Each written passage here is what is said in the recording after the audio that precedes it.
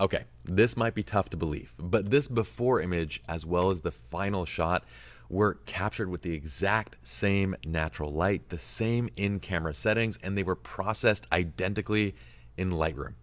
The only differences were the pose, direction, and timing. These are all things that we're going to analyze in this video, so stick around.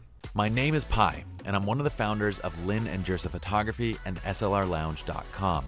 We're teaming up with Adorama to bring you a new series of photography tutorials called Master Your Craft right here on Adorama TV. So let's dive in. So we're inside of Lightroom, and before we dive into working through this sequence, let me just first gain your trust a little bit and show you that I was not joshing you. I like that term. My dad uses that term. So I'm going to go ahead and go into loop view by pressing E and press I to bring up my information, where you're going to see that from the before shot to this after shot, okay, none of the camera settings had changed. 1/8,000th of a second, f1.4, ISO 50. These were all shot on a Canon 5D Mark IV using a 24mm Sigma Art Prime lens. So nothing changed there. Now you're probably like, well, but Pi, you probably adjusted the exposure settings and did all sorts of stuff in post. No, let me show you.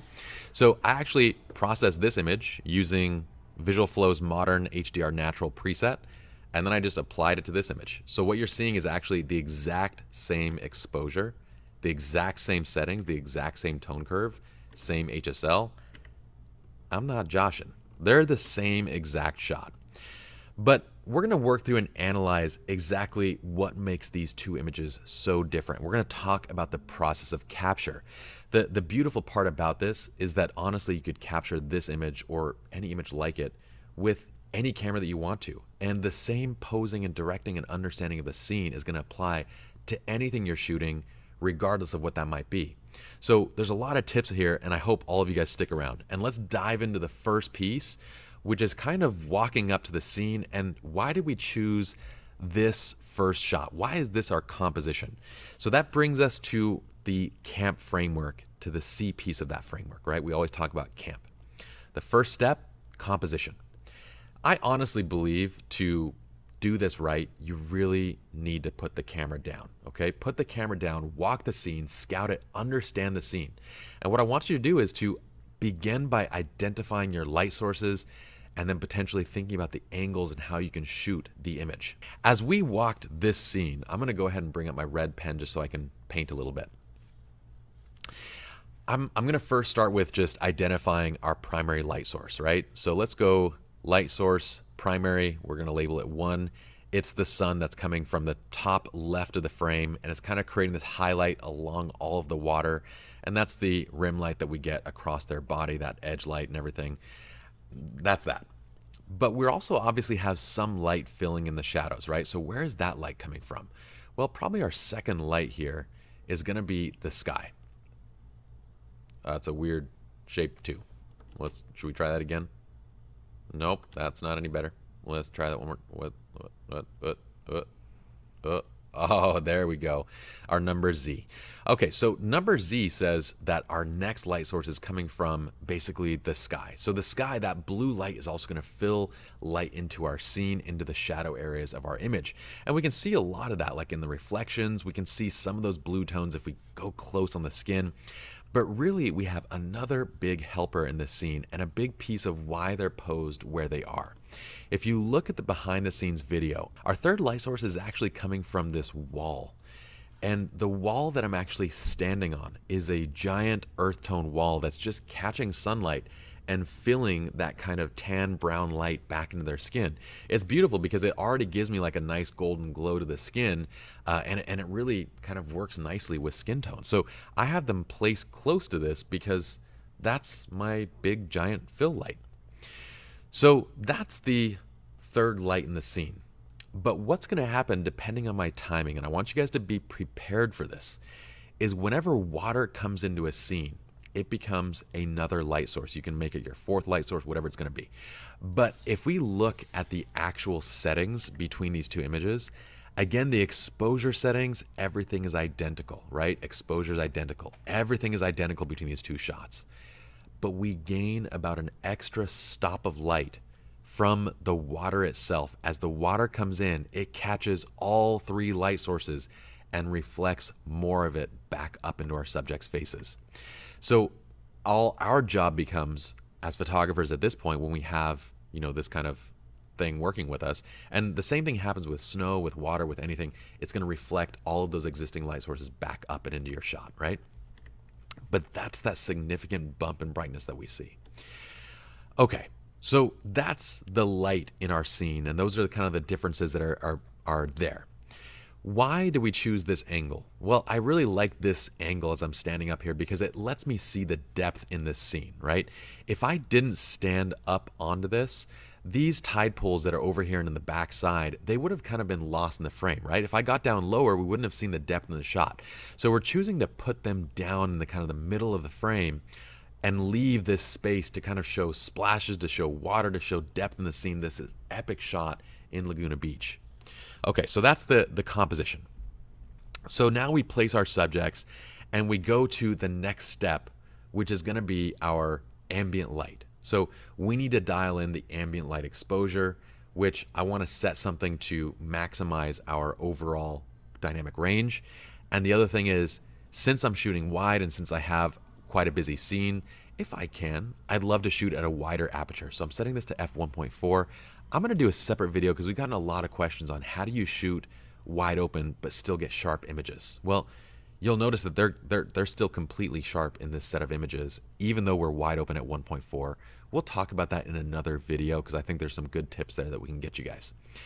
But compositionally, I want that because on a wide angle lens, I'm not going to see that much depth anyway. I do want a little bit of separation from the background. And if I can use a wider aperture, that'll help me out there.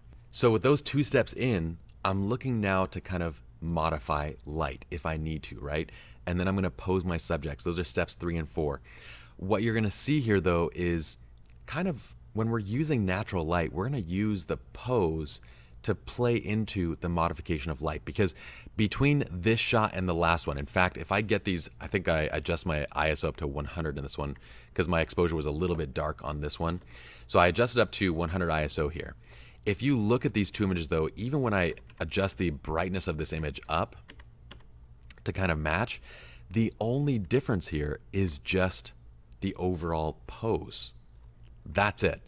And what we're doing is we're using this pose to play into essentially how we're modifying the light. So I love using natural light. I love even hard light, but we have to make sure that we pose our subjects to play into it. So let's talk about how that's actually working here. I have him taking a small step backwards. So they're going into a stack pose. And you guys can check out our foundation posing series as well as our complete posing course. We have the foundation posing crash course on Adorama TV. We have the complete posing workshops, everything inside of SLRLoungeworkshops.com.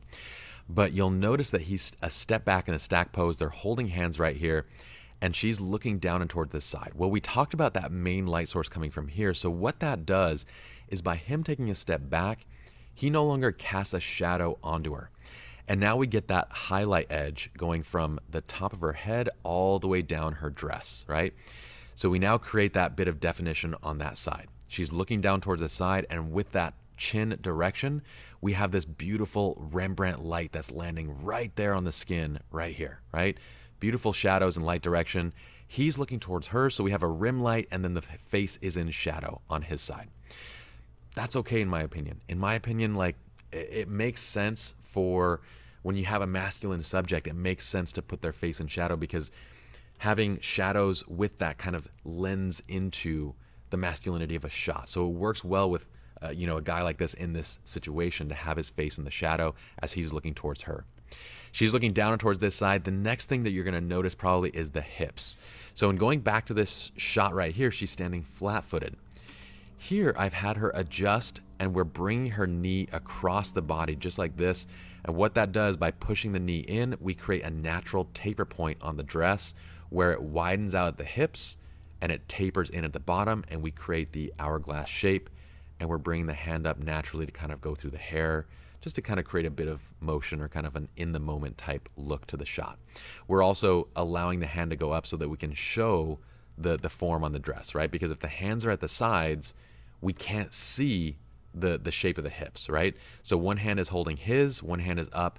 That way we can reveal the hips and show the form of the dress and show off her figure. Okay, there's another important thing that's happening here, which is in terms of eye lines and connections. So you'll notice that his eyes are going down to hers. Then what are her eyes doing? Her eyes are going down to the hands. And what are the hands doing? The hands are linking up and sending you right back up to the top of the frame.